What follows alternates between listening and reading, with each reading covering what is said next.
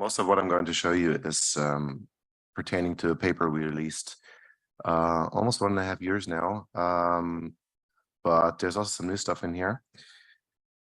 We studied the connecting ridge adjacent to Shackleton crater, which is one of the candidate Artemis landing sites, or actually two overlapping ones in that area, which defined the outline of the mapping you see here. I'm not going to talk too much about the actual mapping here.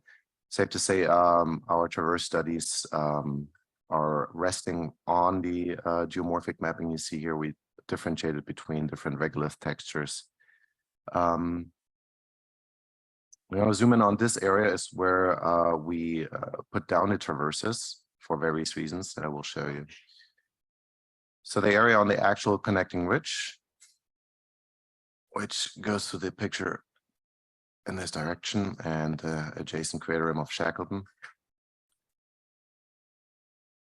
Now, if we mask out anything that is considered too steep in a conservative approach for landing and extensive surface operations, which is often considered to be 10 degrees slope. In this case, mask out on the 5 meters per pixel LDEM.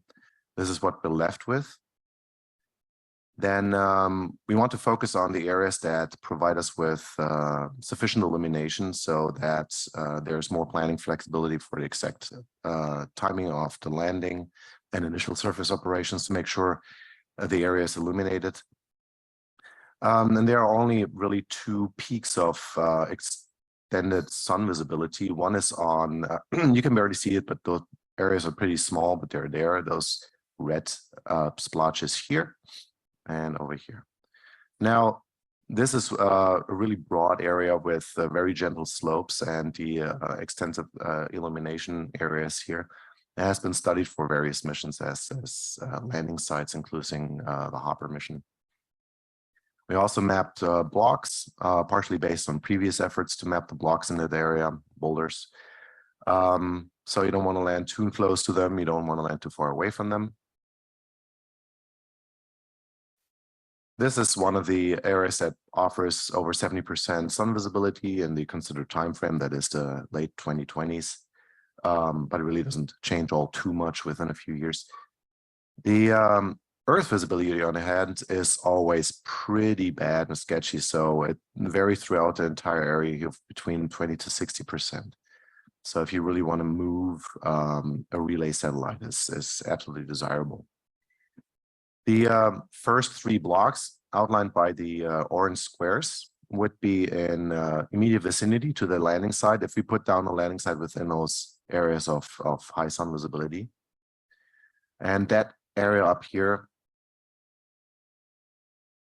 has a moderate Earth visibility of around 60%. So careful mission timing could assure that you see the Earth even without a relay satellite, but nevertheless, any extensive movement here and exploration of the area requires such a satellite. This brings me to the next stretch of the traverse. So we just explored the actual landing site and the safe traverse stretch. Now we extend our acceptance level of slopes to up to 15 degrees slope. Now, those values are, of course, arbitrarily chosen by us. There is no confirmed value beyond which you start slipping on the surface. We have reports by the Apollo astronauts that the lunar roving vehicle started slipping sideways on slopes as gentle as 10 or 11 degrees. So it really depends on whether you scale the slope perpendicular to the slope angle or parallel to it.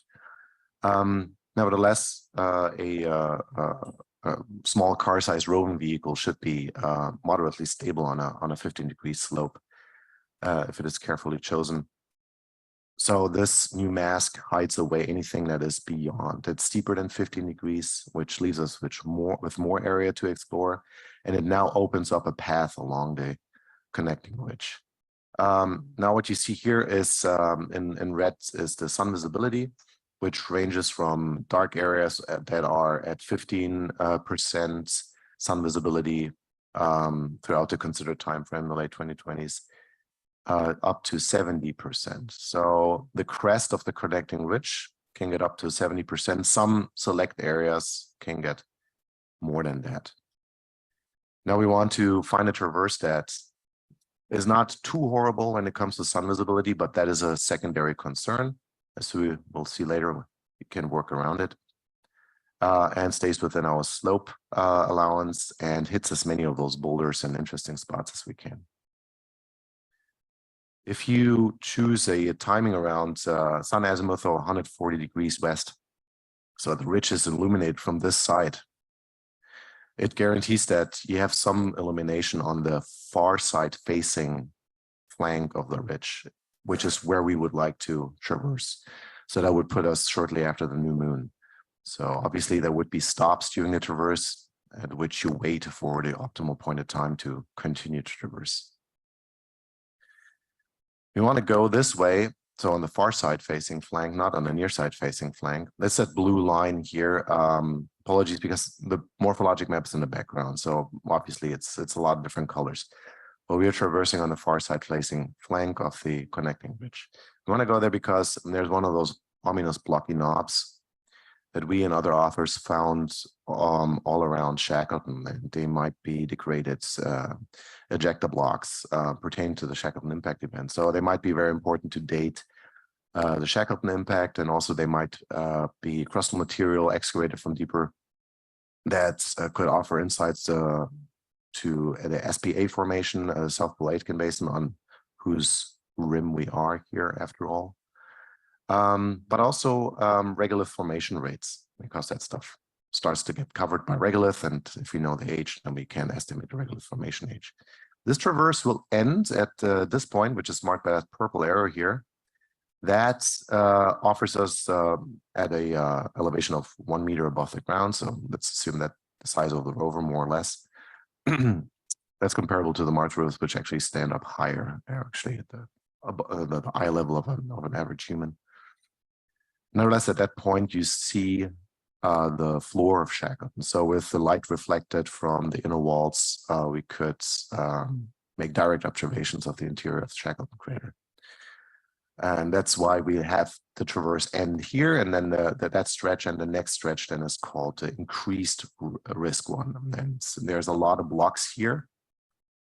And you see in this area, in order to approach them, you need to extend your allowance for the slopes just a little bit further. However, those blocks might be very interesting.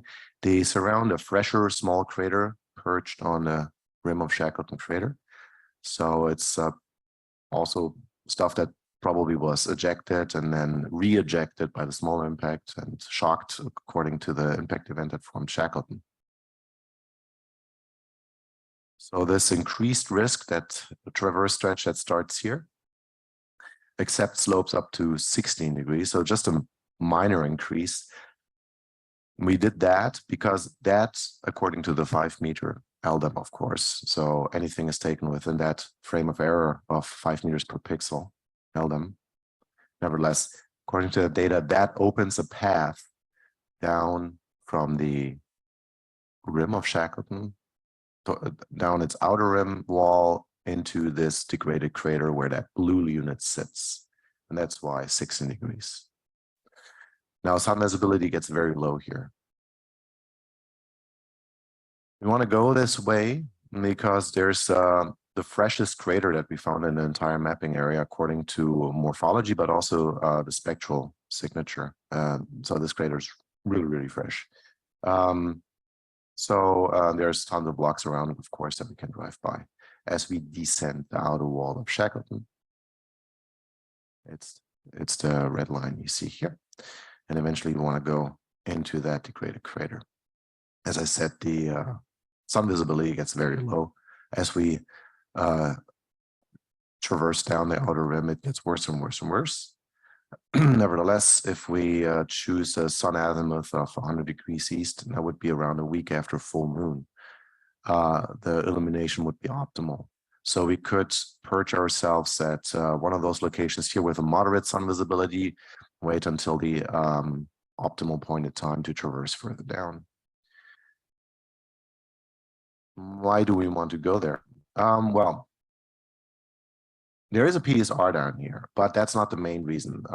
So this is focused on geology mainly.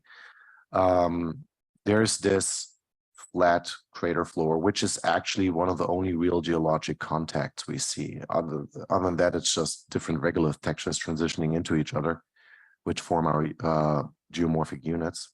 However, here we see a distinct... Sorry to interrupt, but you need to wrap up. Yeah, here we see a very flat crater floor that might be a distinct unit, might be Shackleton impact melt. So this is a summary of the entire traverse. Up here, the barcode is the sun visibility. It's high here, low here, high here, low here. That's the topography, and that tells you where to stop and when and where the sun illumination is best. Thanks.